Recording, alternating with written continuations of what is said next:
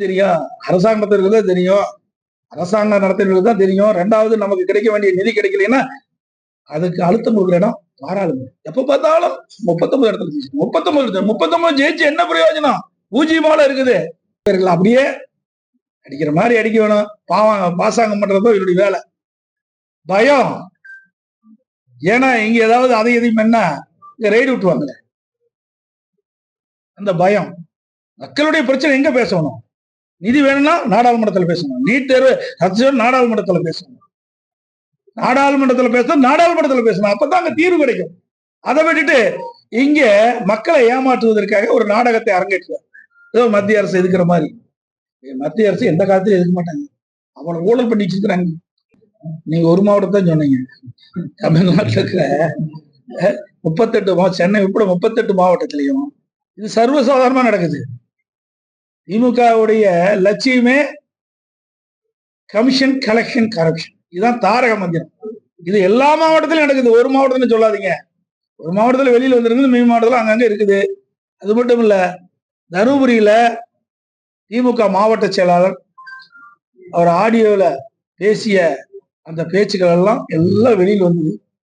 அதுல என்ன சொல்றாரு? மாவட்ட நிர்வாகத்தை ஆளுகின்ற மாவட்ட ஆட்சித்தலைவரை மிரட்டுறார். சட்ட ஒழுங்கை காக்கக்கூடிய மாவட்டத்தில் சட்ட ஒழுங்கை காக்கக்கூடிய மாவட்ட காவல்துறை கண்காணிப்பாளர் மிரட்டுறார். நான் சொல்வது கட்டுப்பட்டு இருந்தால் இங்கே இருக்க முடியும், இல்லாவிட்டால் இருக்க முடியாது என்று மிரட்டுறார். ஒரு கலெக்டர் மிரட்டுறாரு, ஒரு எஸ்பி மிரட்டுறாரு. அப்படின்னா சாதாரண அலுவலெல்லாம் எங்க போய் நிக்க போறாங்க? இந்த ஆட்சியில எவ்வளவு ஒரு மோசமான கொடுமையான நிகழ்வு நடந்துட்டு இருக்குது. அரசு எந்திரம் எப்படி எல்லாம் தவறா பயன்படுத்துது. இதெல்லாம் பத்திரிகையில போடுது. இதெல்லாம் ஒரு விவாத மேடை வைங்க. இந்த நிகழ்ச்சி வாயிலா கேட்டுக்கொண்டு இதுக்கெல்லாம் ஒரு விவாத மேடை வைங்க. தவறு செய்வதை தட்டி கேட்க வேண்டும். ஊடகத்துடைய பணி நடுநிலையோடு செயல்படுது.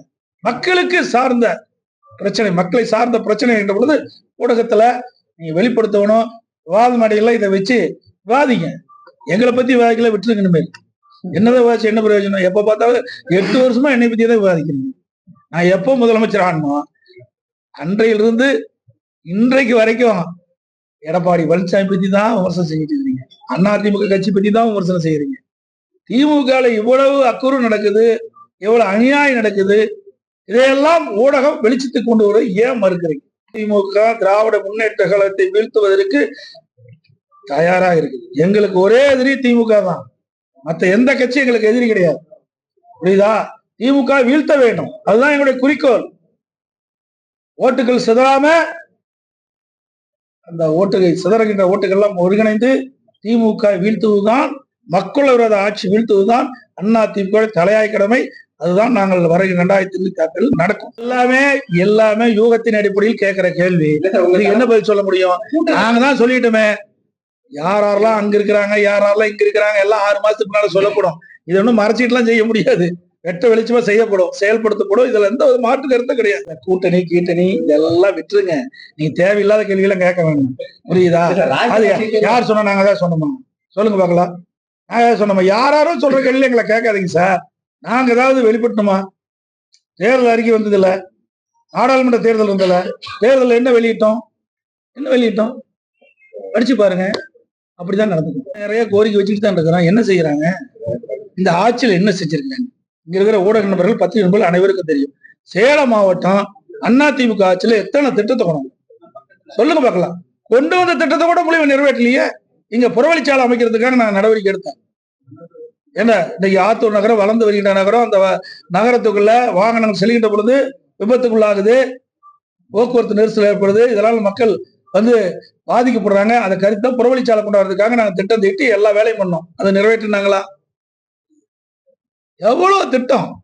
அதே மாதிரி இங்க இருக்கிற நதி வஷ்ட நதியில எங்க ஆத்தூர்ல இருக்கிற அந்த அசுத்த நீர் எல்லாம் போய் கலக்குது. அதை சுத்தப்படுத்தி விடலாம். அதுக்கு ஒரு திட்டத்தை ஒதுக்கணும். அதையும் கிடப்பில போட்டார். ஏன்னா வஷ்ட நதியில இந்த நதிநீர் மாசுபடுது. அது மாசுபடாம இருக்க இந்த நகரத்திலிருந்து வெளியேறுகின்ற அசுத்த நீர் சுத்தப்படுத்தி அந்த வஷ்ட நதியில விடணும். அது ஒரு திட்டம். அதையும் கைவிட்டுட்டாங்க. இப்படி பல திட்டங்கள் அதிமுக ஆட்சியில் கொண்டு வந்த திட்டம்லாம் நிறுத்திட்டாங்க. சேலம் மாவட்டத்தில் நிறைய திட்டங்கள் நான் கொண்டாந்து நிறைவேற்றிக்கிறோம்.